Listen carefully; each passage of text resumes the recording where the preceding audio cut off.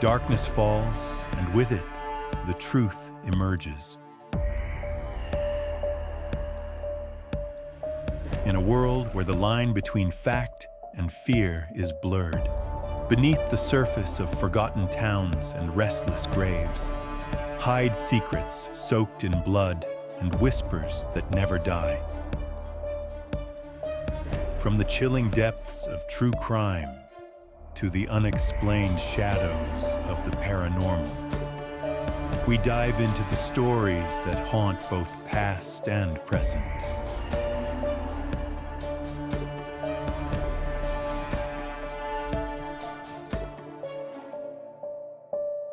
Welcome to Realm of Darkness.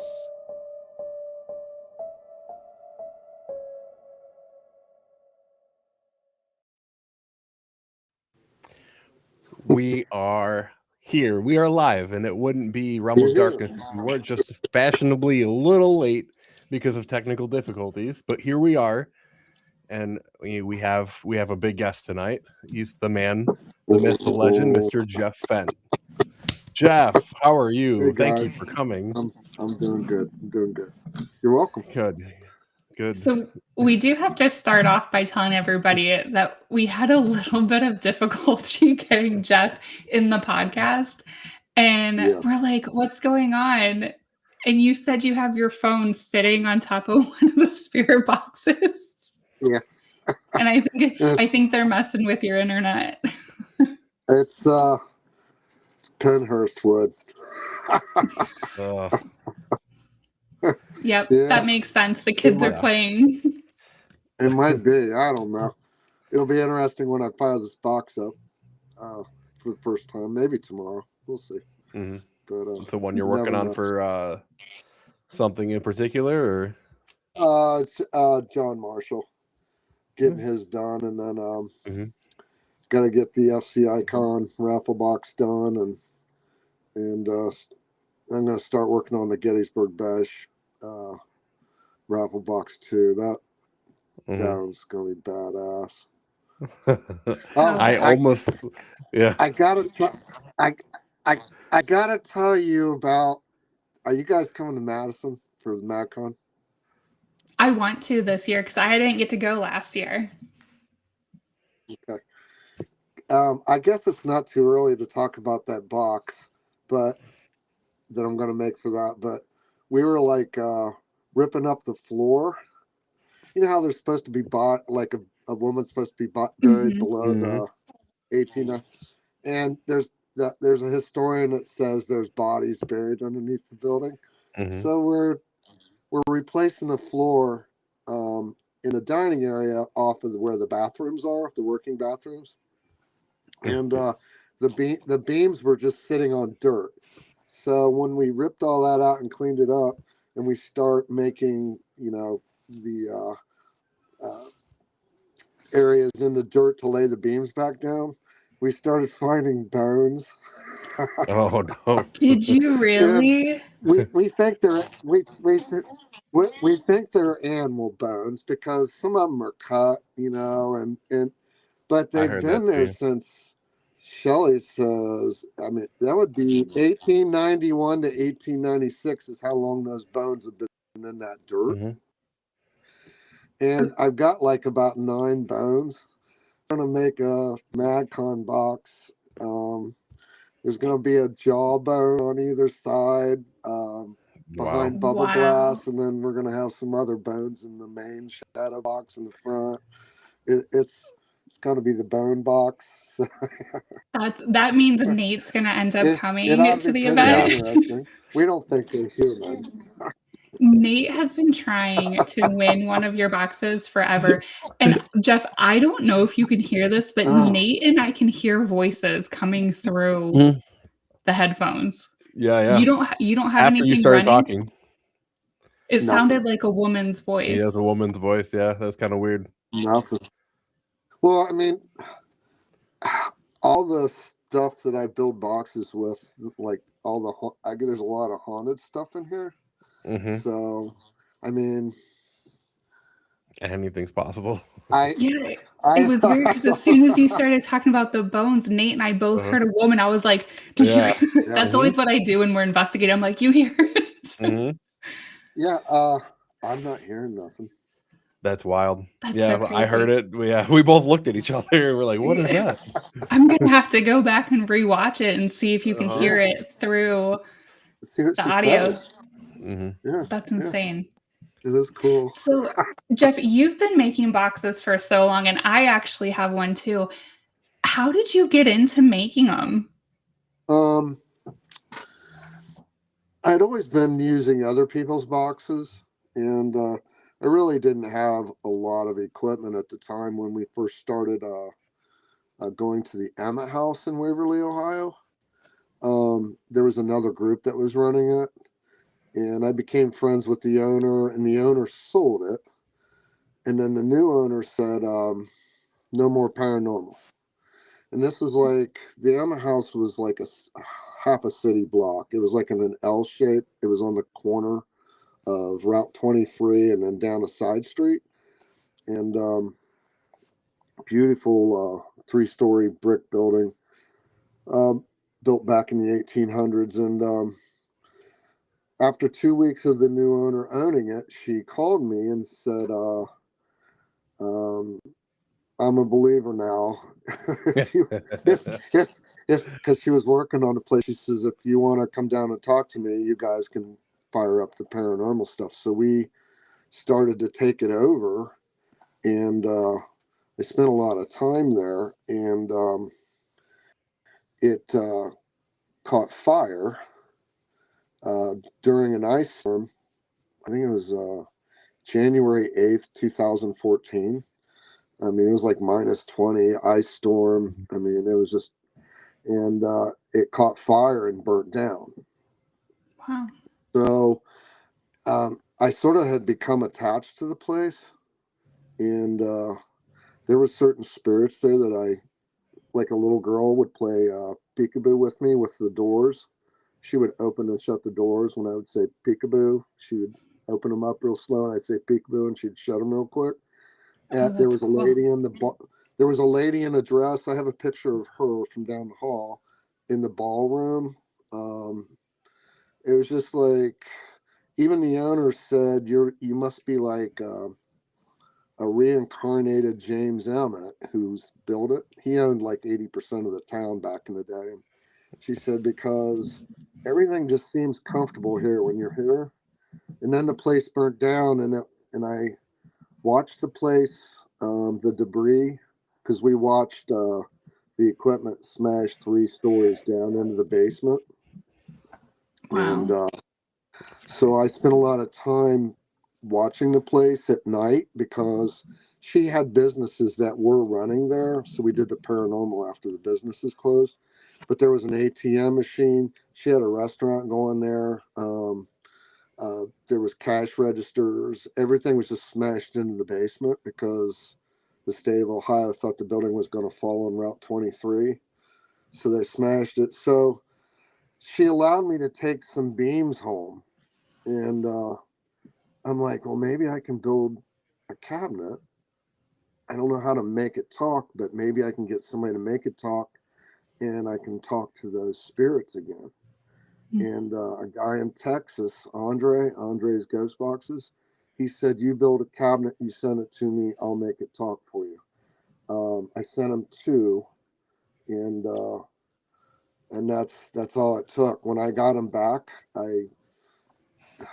they just spoke Emma House related stuff. They actually, the point to where it freaked me out for a little while, but then I just started trying to figure out how to do it myself. So that's what got me started building boxes. It was the need to speak to the spirits to see if they were okay, or see if they were still there, or, you know, because I was so upset about the place. You know, I didn't know, you know, what happens to them when a place burns down, you know? Yeah. Do they still hang? Do they go elsewhere? Do they go to the light? You know? Yeah. So, Or do they still think that the building's still standing? yeah. Yeah. Well, and it's funny because Nate, I mean, it's like a running joke on our team. Every time we go to a Paracon or to an event where one of your boxes is up for raffle, we're like, there goes Nate's paycheck because he's putting so much money into these. And I was like, Nate, with the amount of tickets you've bought, you could have just bought a box. Yeah, probably. Yeah, but you know what though? All that money goes to good causes, so it's not like it's the end of the world either way. So that's one of the nice things too. Like the amount of time and effort you put into these boxes that you're giving to raffles and stuff to help locations and stuff like that. It's just amazing stuff, you know? Well, I try to help however I can. So that's how these places need help. They need roofs. They need this. They need that. And if people love my boxes and want to buy raffle tickets, then I'm going to do it. So. Well, I know when we were in Fort Wayne for Nick and Bree's Paracon, Nate wanted that one. I mean, it was so cool when you were showing it around. That was one where I'm like, oh, I might have to buy some tickets for that one too, even though I already have one. Which is funny because coffin box. Yeah. That like lit up red. Yeah, that was a cool one. But we, so Nate and I went to Wildwood and we actually took the box that you made for me. And we had such a crazy experience because one of the things that we noticed is like, depending where we're at, the box will talk related to that location. Like we've been to a location where it was completely silent. And we're like, this is really weird.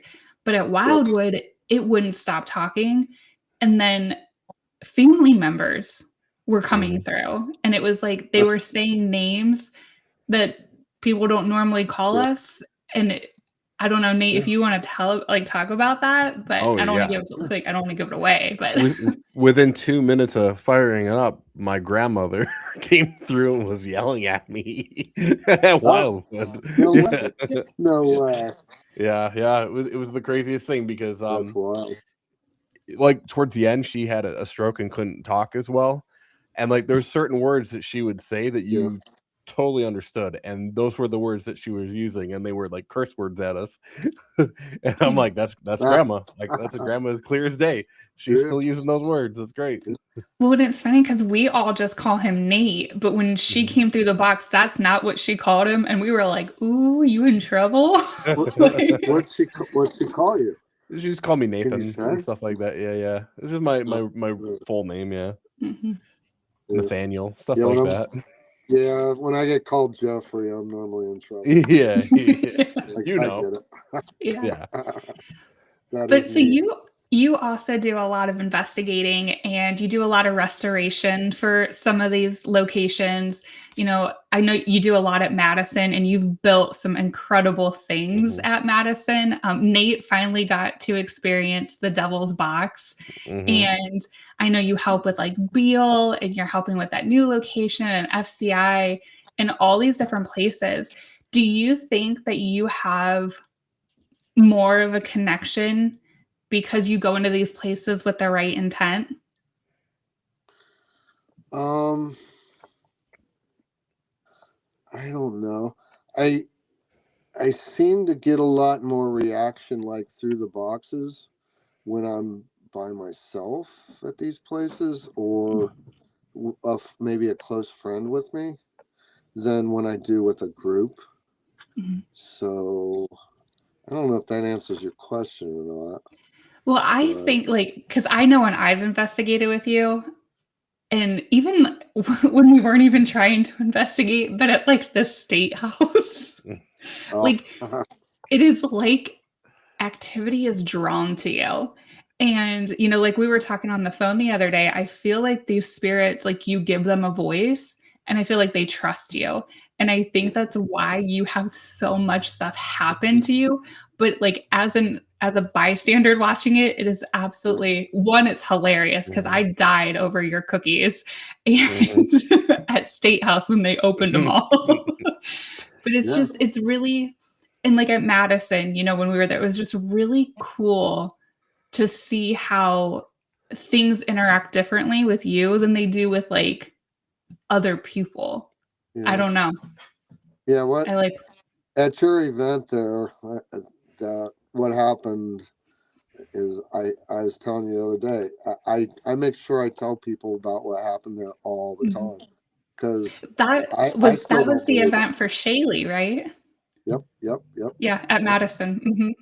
Yeah, and a lot of the people that I was hanging out with, I knew of them. I just never met them before, so I didn't know how their energies were. But yeah, that was tripped out. You got to tell everybody what happened, because Nate's like, I don't know. Yeah, I have I no can clue. see it in your face. I know what happened. The wheels are spinning. Well, what happened is now I sort of use what happened when I do go in the mirror room, because I seem to get the same response, just in different ways, but it's really similar. So I ran into 2 Facebook friends there at the event, and we had to wait to get into the mirror room because everybody just kept going in the mirror room. So I don't know, it was what 1 in the morning? I don't know. It was pretty late. And the one girl that I took in there, she got on her knees in one corner of the mirror room. The other girl was in the other corner on her knees. The girl that was closest to the box, she's listening with headphones and she's recording what's going on. And I put my ghost box on the chair that's in there, and we fire it up. On the way up to the mirror room, the girl that's recording, she had showed me her artwork that she does. She does wood burning, but it looks like it's laser. It's crazy how good she is. And she said, this is some of the art that I did for my grandfather 9 years ago. He's been gone 9 years. And I just said, wow, that's just beautiful. And so that'll lead up to what happens. We go in the mirror room, fire the box up, and this infant starts coming through. It just sounds like at first I'm like, what is that? And it just sounds like a kid, like goo goo gog. I mean, it's just like, it sounds like an infant that's trying to talk to us but doesn't know words. And then this older guy breaks in and he says, you're doing a good job. And the girl with the headphones looks up at me like she's recognizing the voice. And then he says, keep doing what you're doing. And then he says, I love you. And I could tell that she recognized the voice, and then the infant comes back. Now, while the infant's talking the whole way through, I had to look at the radio to see if it was stopped, because this infant's talking the whole entire scan. And there's a woman like humming a tune in the background. And when we just got to the point, I'm like, if you can't talk to us, can you reach through the mirrors and touch one of us? And right the moment I said that, the other girl got touched on her shoulder. Ooh. And then she says, Jeff, the mirrors are electrified. And I'm standing up and I reached my hand over to the mirrors and all the hair stood up on my arm. And then I pulled away and it went back down. I'm like, yeah, they're electrified. So eventually the infant started to trail off and we just quit what we were doing. And she said, the girl that was recording, she said, I'm going to call you tomorrow. I'm going to listen to this audio really good, and I'm going to call you tomorrow, and we can talk about it. So she calls me the next day, and she says, you might think I'm crazy what I'm about to tell you. And I'm like, no, I don't think you're crazy. But she says, first off, I just want to say that was my grandfather that came through. And he knew that I had been having a hard time. So I think he was just telling me he loved me and doing a good job and everything to cheer me up. And then she says, okay, now the infant. Nobody knows this, but 2 years prior, I lost my baby before she was born. And the woman humming the tune is me. She says, that's my voice. Every night, I would rub my tummy and hum to my baby. And she says, that's me. And she says, do you think that was my baby that I lost, that was trying to reach out to let me know that she's there with me? And I'm like, I don't know what to tell you, but I said, if that's you humming, and that infant talked the whole entire time like it was trying to communicate with us, maybe it was. That's so wild. So from that point on, Gina Glassbone and her daughter Amber were in there the next time. Amber's sitting in the chair, her back's to the mirrors, and Gina starts taking pictures of Amber. She took 3 pictures. The first picture is just Amber in a chair. The second picture is a hand on Amber's shoulder, reaching out from behind the mirrors, because I asked if they could reach out and touch one of us again. So there's a hand on Amber's shoulder from behind, and she's butted right up to the mirrors. And then the third picture, it's not there anymore. That's crazy. That's so crazy. And then I took Elliot, Nat and Elliot. Do you know who they are? Elliot makes all this equipment. We're running all this equipment in there. One night, I took him in there. He's got a little red laser grid going, which tripped it out. He could not get any of his equipment to work. And I said, Elliot, just ask him to reach through the mirrors and touch your equipment. And the moment he did that, his equipment would go off.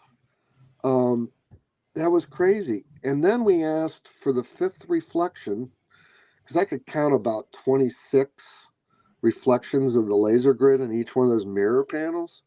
It was just crazy.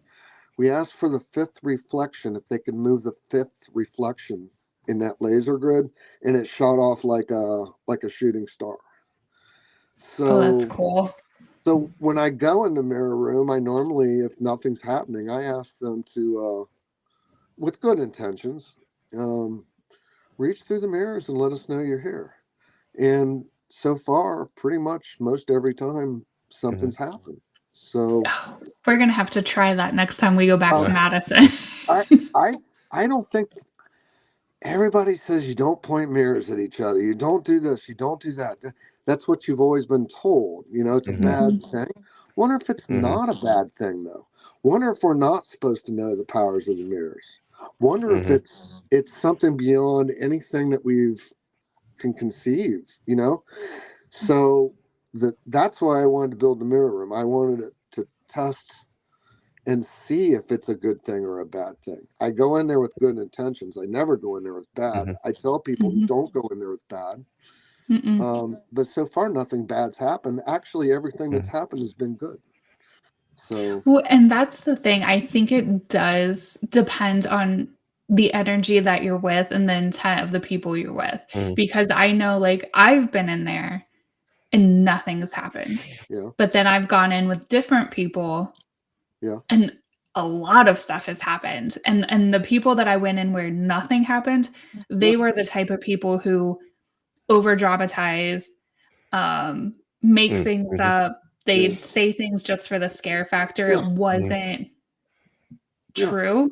And nothing happened in there. But then when you go in with people that are like, we're just going to try it out. We're going to sit here. Oh my God, it popped off in there.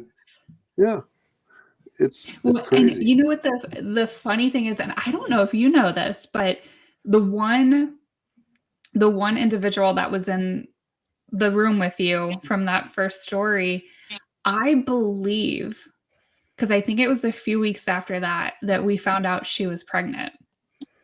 Yeah. So I think she was pregnant, and that's why when I heard about the infant, I was like, was it the previous one? Is it the current? The one that was kind of in there, but yeah, I think at that time she was pregnant. She just hadn't told anybody yet. Yeah, I didn't know that she was until after the fact. Yeah, which adds a whole nother dynamic to it. Yeah. But it does. Maybe the infant was trying to tell her. Maybe she didn't even know she was pregnant. Well, and I think she ended up having a girl too. Yeah. Yeah. But and Nate, do you know Sean Gilmore? The name sounds familiar. Or John Ward? John's right up the street from me. Is he? Yeah. You can ask John about this if you run into him, but the mirror room disappeared on Sean and John when they went to go find it. It wasn't there. It's done that. That happened to us because Nate, was it you or was it Tom? I walked them all over the building trying to find the mirror room. And I'm like, I cannot find it for the life of me. Yeah. And Adam was like, what are you talking about? I'm like, Adam, I've been in every room in this building. And Adam took it. And I'm like, I was in this room. It was not here 20 minutes ago. And sure enough. Yeah. Sean, they went looking for it and came back and grabbed me. I was working on the front porch of the Civil War building. This during the day, I'm like, come on, you guys, you know where it is. I'm like, so I went and I took them in the room and opened the mirror room door, and they're like, no, Jeff, that wasn't here. And I'm like, what do you mean it's not here? And he's like, we didn't come in this way. We went down one more door to the left and opened that door and walked through where the mirror room is. And we stood underneath this doorway, this archway, and took pictures of the casket on the bed. And I'm like, show me. And they're standing far enough back, I swear, they had to have been standing in the mirror room to take them, but the mirror room wasn't there. And and from the back side, you can see that archway opening better. When I had them standing in there, look, the framed out mirror room, that's built within the room. And they're like, Jeff, that wasn't here. We walked through here. So it's wild. Yeah. I think Madison in itself is just an incredible location. I love going there because that mirror room's always extremely active. The attic, we had great stuff happening in the attic. I mean, every time I'm there, someone's getting touched, scratched, growled at. I mean, and it's audible. It's not like, oh, did you hear that? No, it's like, you're like, there's a dog in here somewhere because it is growling so loud. I mean, and it's just such a great place. I love that place. I've never been anywhere where there was so many people talking about, and it just happened again with Adam, where you hear somebody calling your name or you see somebody, you'll see their doppelganger. It just happened recently again. Adam thought I was hollering at him the last time I was there, and I wasn't even anywhere close to him. I didn't even know where he was.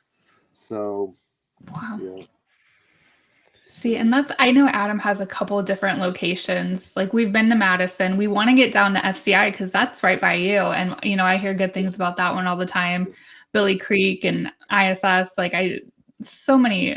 And I like the way Adam does it too. I like the way that he respects it and he makes sure that the people that come in respect it too. Yeah. And those are the locations. You've not been to FCI? No. No way. I've never been there. Every time I try to look to book it, it is booked. And I'm like, okay, well, I can't come on a Wednesday night. So, yeah, it is always so booked, but that's one that I want to get to so bad. Well, we need to figure that out. See, you've never been there. You've never been up on the cemetery, up on the hill that where all the bodies are buried standing up. Nope, I've never been to the location at all. I've never even seen it aside from social media and videos and things like that. Yeah. In your lives that you do sometimes. Nate, back in the day, that was sort of like if you were homeless, you stayed there, or a vagrant, you end up staying there. And when you passed away, I mean, they had a morgue there, an embalming room, and everything. They buried you up on the hill. And then as time went on, they started running out of rooms. So they started burying them standing up. That's the reason why the corporation, before Habitat for Humanity got it for a year. After this corporation balked out, they didn't want nothing to do with it because when they did the ground penetrating radar there, because they wanted to tear the place down, I think, and build apartments or something. there was two, as they got across that cemetery, the dots are spread out like normal graves. But as they got that last third, they're all almost like touching each other. They had buried so many, and they say they had to have been standing up. And then there's actually dots here and there around the building itself, which we didn't know about. But so when it rains, Nate, here's the other thing. The water washes down through the bodies, comes down the hill into this like catch basin that goes into a drain that goes underneath the building, and you can hear the water going down underneath like the morgue. There's a drain there. You hear the water just like rushing through there. So we think that adds to part of the haunting there, because absolutely, it's water washing through bones. Yeah, exactly. That doesn't happen anywhere. I've never heard of that ever happening anywhere else. So that's a wild story in itself. Well, but yeah, and it's in Ohio, so we know it rains a lot. Yeah. Amen. So with you being at FCI and that kind of stuff, have you had any crazy experiences in that location? Yeah. The very first day I was there, because I was doing like the exterior emergency lights and all that stuff to get it up to fire code. And I was there the first day, I think, by myself. And I wasted a whole entire day because I kept hearing things going on in the building. I thought somebody was in the building with me. So I go to try to find who it is, because we didn't know that building, or that I knew the building because I used to pass it as a teenager, because I didn't live too far from there. But you don't know if people are coming there and coming in to see the building, how people do that. Yeah. And I wasted like my first day. I didn't get crap done. And then, so I had to, like, the next day I was there, I'm like, okay, Jeff, you just can't go every noise, every door, every voice. You got to, like, stay where you are. And that was the only way. I had to train my brain not to go see what was going on. But I personally think that building's more active during the day. Really? Adam and I have stood in there's a little building that you walk in, you sign waivers, and then you walk down into the building itself, into it's like the second floor hallway. Adam and I have stood in that meeting area and heard like little kids running around in the hall. You'll hear them giggling. I mean, Adam's like, you hear it.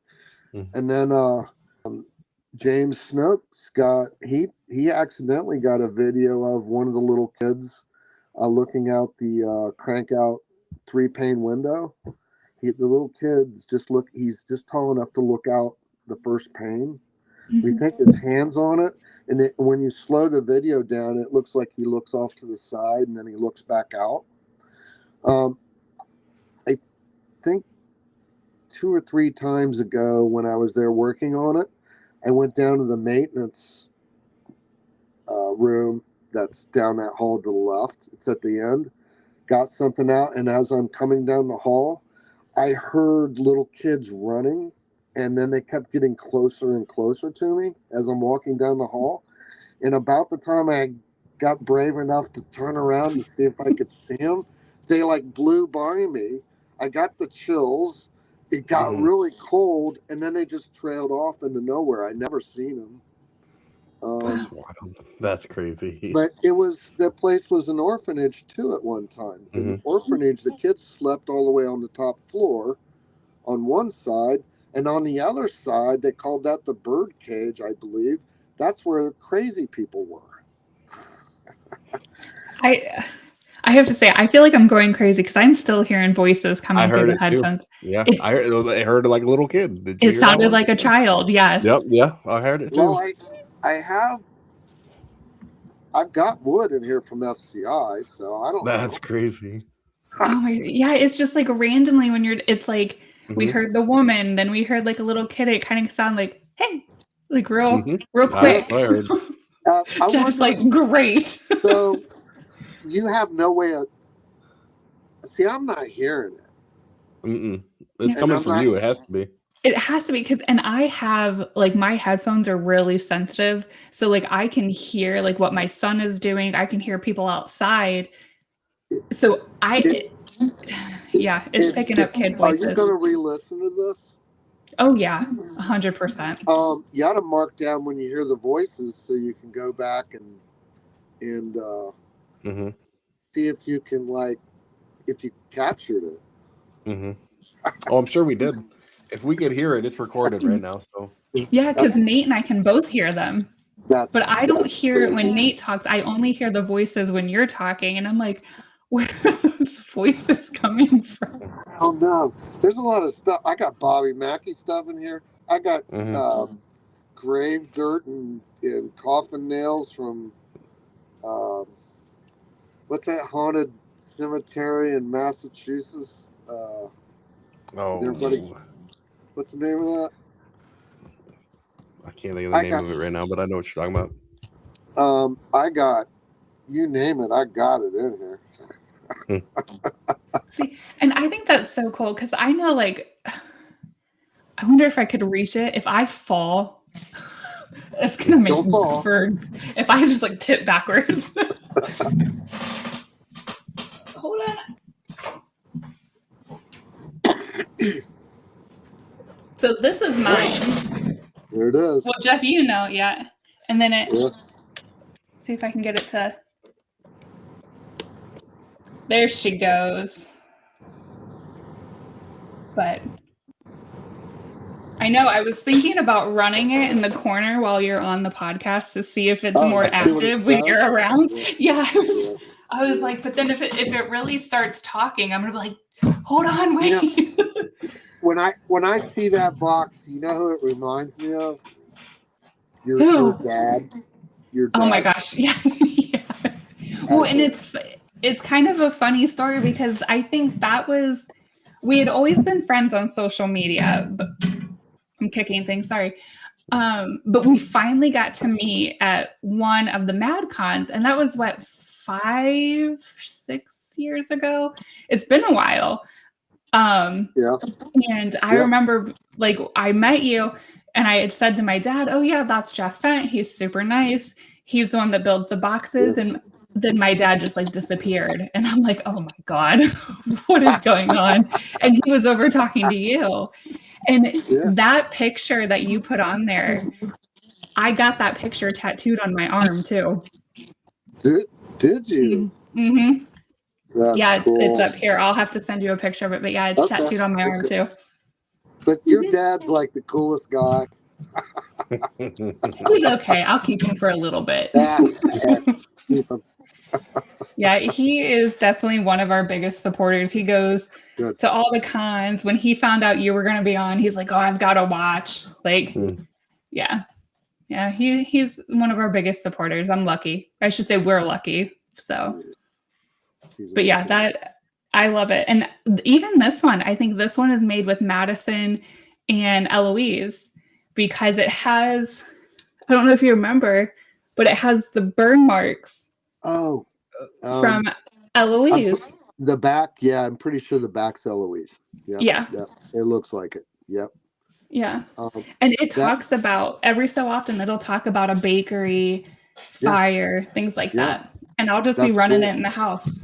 See, and you get to experience that stuff. A lot of people don't believe that the energy from these locations comes with the wood. It's the Masonic Lodge. Speaking of, I mean, I handed that box to Con. They set it on the back of my car, and the same voice that was coming through 60 miles away was coming through and making comments, and it's like, and they don't like it's a beauty to behold. I mean, it's like something I would hear in a Masonic Lodge, probably, and it's always the same voice. Like in my room here, that voice was coming through, every 5-10 seconds. It wouldn't even make a whole scan to get back around it. And it's like whoever that is attached to that wood. Well, just like the video that we just talked about, the I don't want to say too much, but the picture with the dog that we just talked about on Monday. I went back and I watched that video, and you're right. It sounds just like her. Isn't that crazy? Yeah. Could that be an elderly Eloise? I think it's possible. And then 5 seconds, I was listening to the whole thing again. It says, I'm pretty sure it says Eloise at 5 seconds. Mm-hmm. I never had paid attention to that. So not only they talked about the picture, and then the lady says hospital after I said, oh, that's Eloise's picture. Mm-hmm. And then the woman says, it's me. I know. It's so cool. And that video is still on your Facebook for anybody that wants to go watch it. But yeah, it's like the woman from the picture is talking. It's just a really cool, it's a cool capture. But she's like 80 something years old or something. Yeah, yeah. She sounded a lot older. Yeah. Yeah. So with all the stuff that you get, that you build these. Yeah. No, go ahead. No, go for it.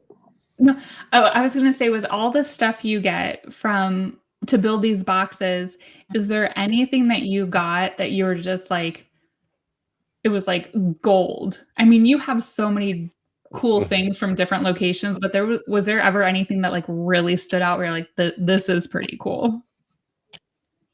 What, like wood wise, or? Yeah, anything from a location. Wood pieces. I don't know. I got so much stuff in here. Sounds like we need to investigate your area. Yeah, we got to come down to your basement. I have over 100 bottles that we dug out of we had a backhoe come dig out of the Emmett House basement. And those bottles were so haunted you weren't allowed to touch them. Mm-hmm. I was pre-warned about them. Don't touch those bottles, Jeff, if you're investigating. The previous group that was running it, don't touch them.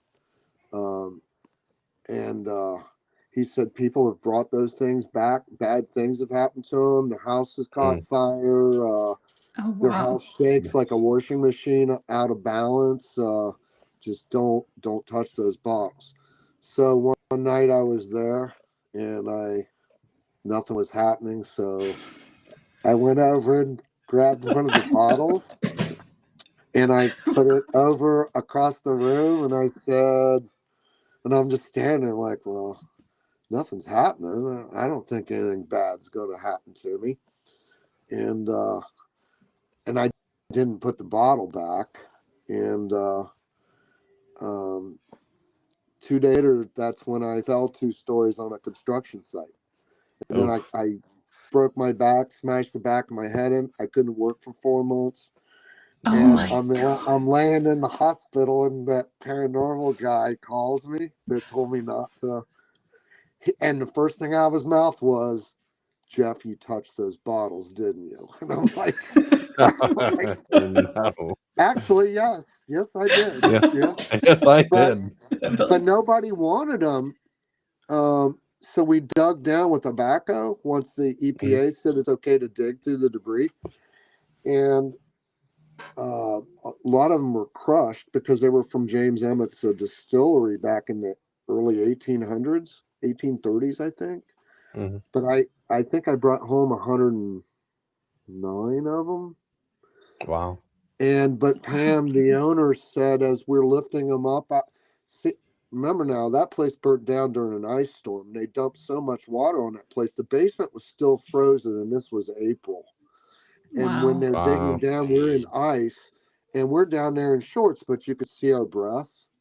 And it's just like crazy. And we're digging, looking for these bottles, and the machine's coming down and scooping stuff away, and we're digging.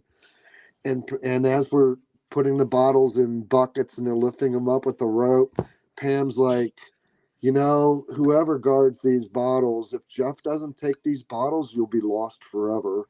And Jeff cherished the Emmett House, so don't let anything bad happen to Jeff. Jeff's keeping these bottles so that they exist. So I have them in a wood case in the corner over here, just like they would have been in the Emmett house. And I've given a few away. I think actually Carlo has one in the case there at the Beale. But nothing's happened. So, well, I'm not going to touch it after what you said. Yeah, I'm not going to. I'm not going to risk it. It's almost like she cut a deal with whoever watched it was attached to the bottles. I don't know that anything's attached to them anymore, but we made a deal. You don't let harm come to Jeff or anybody over these bottles, and they'll exist. So yeah, that's really cool. Well, and then speaking of Beale, you've been to that location several times, and I know Carlo, he's a great guy, great friend of a lot of ours. He's awesome. And you've had some crazy experiences at Beale too. Yeah. That's why I always say I think you're like a magnet. I think they're drawn to you. I don't know, but I think I was telling you, like, I think the energy on that second floor has changed. I don't know why. But I'm excited to see it because Nate has never been there, and I've been there 5 or 6 times. It's one of my favorite locations, but it is. I've had a lot of things happen. I mean, I have seen full on. I don't even want to call it an apparition because it wasn't a shadow or like a figure. Like I could tell what they were wearing, what their eye color was, what their hair color was. And it startled me. And by me getting startled, they also got, like, we scared each other. Like, they were kind of like, oh, crap, she can see me. I've had doors open and shut and voices and things being moved. And so and that was when everything, we'll say, was kosher. So with what you're saying kind of changed, I'm interested to see how that affects some of our upcoming filmings. Yeah, like I said, you might be. Are you going like the day after I'm there? Because I think you're there that Friday. We're trying to get to Beale on that Sunday, but we're in June. All right, I'm looking at my May calendar on the wall. I'm there on the 22nd. Okay, yeah, we're there a little after, in June, yeah. Okay, but I'll let you know if I think anything's changed again. But the last 2 times it's just like that second floor. It's like there's a guy up there that just really doesn't want me to talk to the kids. I don't know why. I had Lisa and Lisa there with me. You know the Lisas? And they were, whatever was coming through the box was chewing them out too. Really? It was not being pleasant with any of us because we were trying to talk to the kids. And I think when we didn't try to talk to the kids, it was fine with us. So I don't know. I never had issues on the first or the second floor. Now, the attic, I went up into the very first time I was there. I went to the attic and I passed out the way up.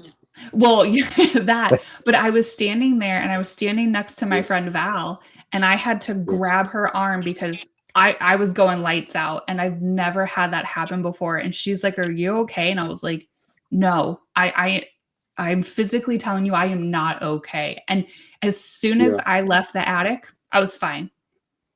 It was crazy. And then in the basement, we did have somebody get bit in the basement. In the basement? Yeah.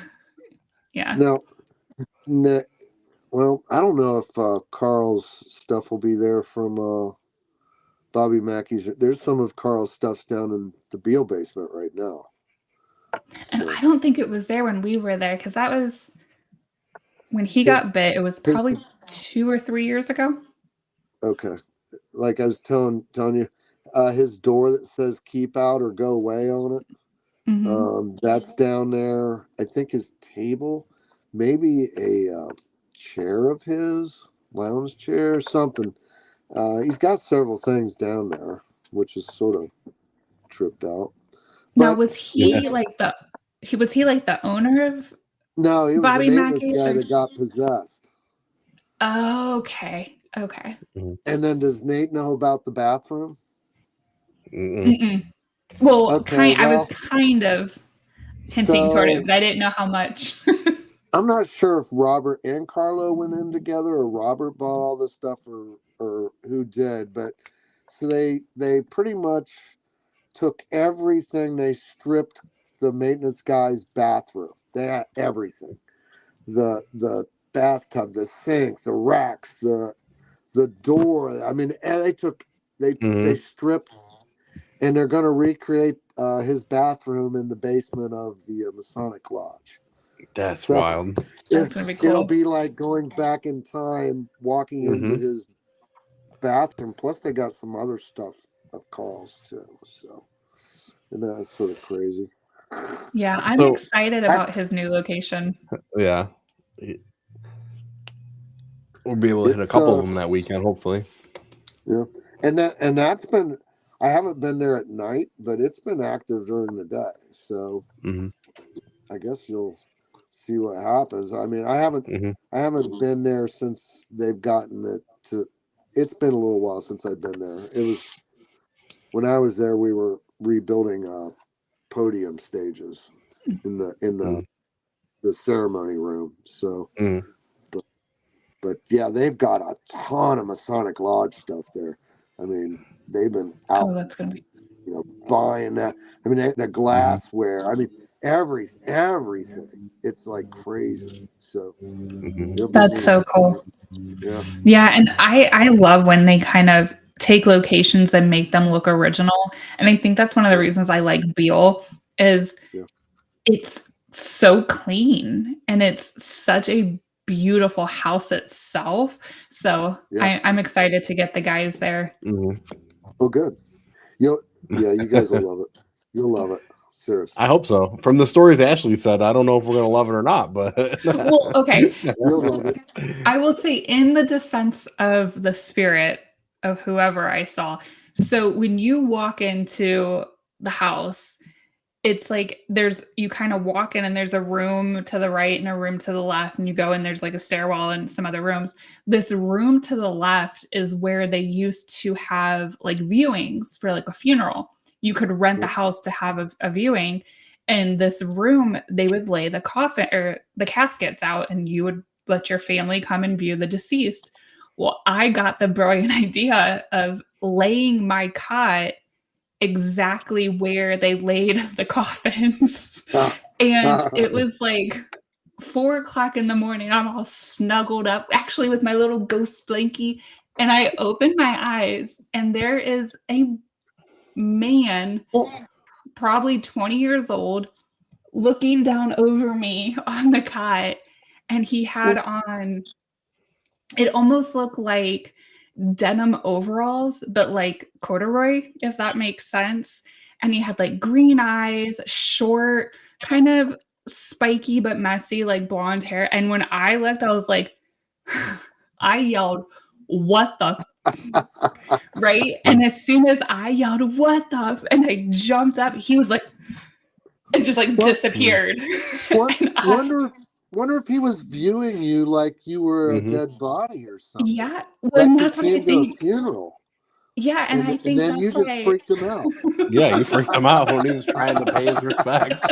Crazy. Well, he freaked me out. I mean, and I jumped up because he looked so real that I thought somebody broke in. So not only did I yell, "What the F?" but I jumped up like ready to swing because I'm like, somebody broke into the house. We forgot to lock the door. And his eyes got big. I screamed, he disappeared. And then I just started laughing like hysterically. And I was like, oh my God, I'm an idiot. I just scared how did I just scare a spirit that also scared me? You would be freaked out too if you walked up to somebody you thought was dead with you over there. Yeah. Jumped up, cussing and swearing at you and swinging. It was definitely, But you know what? I think Fremont as an entire town, I think is haunted because I've also gone to like the underground dungeons that's underneath the courthouse there Yeah, and have seen like my husband saw a full on person and yeah. like just some of the places in that town, it's I it's get the insane. haunted. I get the haunted vibe from that park over there across from the Beale. Oh yeah, the Hayes Mansion. Yeah, So actually, Katie Peak and I went over to that mansion, and it has all of his original stuff, the furniture, it has the picture from when he was the president, yeah, his horse is buried there, it has all of his military gear, and they kinda gave us, like, a behind the scenes tour, yeah. and, we were asking questions about if it's haunted, if you're allowed to investigate it, and on camera, they would never say it was haunted. They're like, "No, it's just Right, historical." As right. soon as the cameras are off, they're like, "This place is freaking haunted." And they were I talking love about places that do that. yeah, and they were talking about all these different spirits that they have and all the different experiences, um, but they just don't put that out there because they don't, they don't want people to Mhm. come and ruin it, and but Yeah, it's a really, really cool place too. it's a huge property.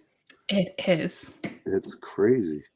But yeah, whenever I drive by there going to the Beale, I'm like, man, I get that haunted vibe from the property when they're not Mhm. even being on it, just going by it. So Oh, yeah, you have to go in there someday. When Uh-huh. it's open, just yeah. go in, drive around. That's what Kate I mean, we were just walking around, and they ended up asking All us right. why, like and we're like, "Oh, well, we're investigators. Can you Mhm. give us a tour?" And they did. They were really great about it. That's fun. Yeah, Yeah, So but Jeff, yeah. you're like us. You've been to a whole bunch of different locations. What is the top of your bucket list of places you haven't been to yet? Uh, It's a tough one. now you're gonna make them think. I know. I know. Been to so many. I've been to so many. I don't know. I think maybe I've gone to all of them.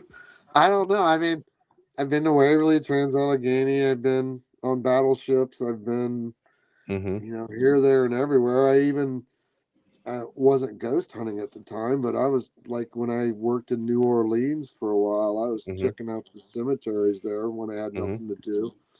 I mean, that was really interesting. I think even that plantation down there that's supposed to be The really haunted, Myrtles. but I didn't go there as an investigator because I wasn't Mhm. investigating at that time. But Mhm. I don't know. I don't, and it's getting to where if I have wood from a location and I build something from it, it's almost like I get to talk to that location here in my basement. So I Without really even don't leaving Yeah. the need. house. I Yeah. really don't need to go there. Uh-huh. All right, so we're gonna film an episode at your house one day. Yeah. Things. So No, anyway. it's just really cool. I love like I said, I love that you build these boxes. I love that you give voices to the spirits that we probably wouldn't hear without them Yeah. and letting us experience them. I just think it's really cool. I'll send you a video sometime. Early on, I was using GeoBox 2, and I just had it sitting on my workbench, and I was just talking to uh, these two spirits that would come through, Lee and Kelsey. They were always there, and they talked about how it's important.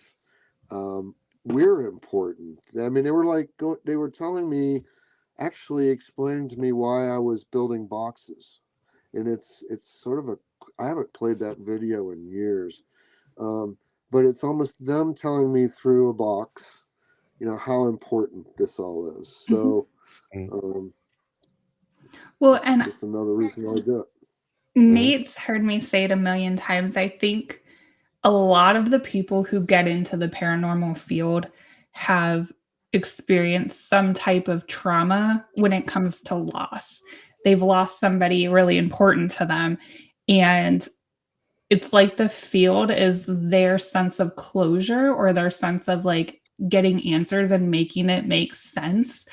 And I know I like to use the boxes because it's a lot easier and it's more fulfilling to be able to hear them than to be like, oh, a K2 is lighting up. Oh, a REM pod's going off. But to be able to hear them and hear, you know, if they're happy, if they're sad, it's a whole different level of emotion that it brings into the paranormal. At least for me. I don't know. I could just be sappy, but yeah. Well, and then like, so I build these boxes that are dedicated to somebody, you know, for somebody. And I don't know the voices. I can't tell anybody that that's their loved one talking to them, but it's sort of amazing. I'll hand them over that box or they'll hear their relative in my how-to video talking or something. It's all quite amazing. It's I'll do it for as long as I can. I don't know how long that'll be, but I'll keep trying. And before we go, I do have to say that the one thing when you gave me mine, like your disclaimer was hilarious, and you're what, like, about just your lifetime warranty. Yes. So Jeff hands me the box and he goes, "Hey, just to let you know, this has a lifetime warranty." And he goes, "Well, at least my lifetime warranty." And I started laughing. Die, you're screwed, but... Yeah, he's like, "If you break it before I die." I'm like, okay. Yep. Not liable for it once I'm gone. So yeah, that's great. But oh my gosh, no, but unfortunately it's at our hour. But Jeff, thank you so much for coming on. I always love talking to you. It's always so much fun. And like I said, we have to get out soon because we always have silly things. Investigating with you makes it fun. Like State House was fun. All Glaze was fun. We always just have silly things that happen and it makes it way better. I was just thankful. I was thankful Jeff was there that second night we were there, because the first night they wouldn't leave me alone. The night Jeff was there, the second night, I got to sleep like a baby that night. So good. Nope, they were too busy opening all of his oatmeal cream pies. That was crazy. I mean, that's crazy. But what I wanted to say was, you mentioned Katie. I've been wanting to do something with Katie for a long, long time. So maybe if we go do something, maybe we can get Katie to go. Oh, absolutely. Yeah, she's going to be at Buell with us. Yeah, she's incredible to work with too. She's extremely gifted and she doesn't realize it. And she's talented and she just has this really cool demeanor that even when things get crazy, somehow she keeps me calm. So yeah, she's fun. Cool. Well, when you guys get to go, let me know, and if I can at least swing by and say hi or something, maybe I will. So. We would love that. We would love that. Yeah. But thank you so much for being on. Everyone, we do have an episode coming up in 2 weeks. We are going to be covering a pretty tough case. It is, of course, the FedEx driver and Athena. So that will be our next case. And until then, if you guys need a box, hit up Jeff, even though he's extremely busy. You can still message him. Bother him. Tell him that we sent you. Or do what I do and try to win them in the raffles all the time. Yeah. But with that, I hope everyone has a good night, and we will see you in 2 weeks. All right. Bye. Thanks, Jeff. Bye, guys.